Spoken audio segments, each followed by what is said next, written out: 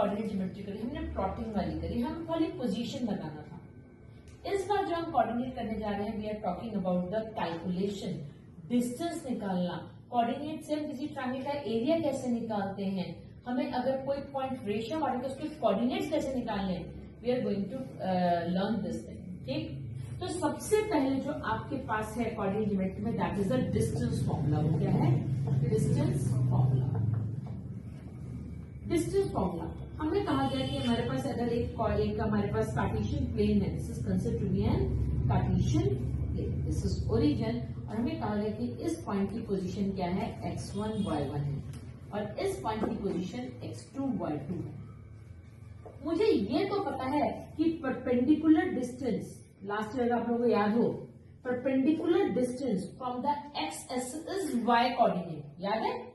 उल्टा पलटा बताया था मैंने आप लोगों को कि एक्स एक्सिस से जो परपेंडिकुलर डिस्टेंस होता है किसी पॉइंट का, वो y कोऑर्डिनेट होता है, और y एक्सिस से परपेंडिकुलर डिस्टेंस क्या होता है? x coordinate. तो मुझे ये पता है कि ये डिस्टेंस कितना है? y1, distance from the x axis is y coordinate, and distance from the y coordinate is x coordinate.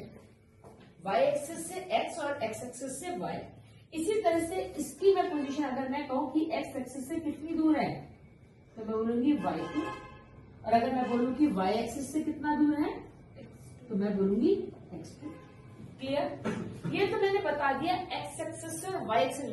अब इस बार हमें पूछा गया कि ये बताओ इन दोनों के बीच का डिस्टेंस कितना है। इस बार हमसे क्या कहा गया कि इन दोनों के बीच का डिस्टेंस बताओ कितना है। Got it? अब कैसे निकालू मैं?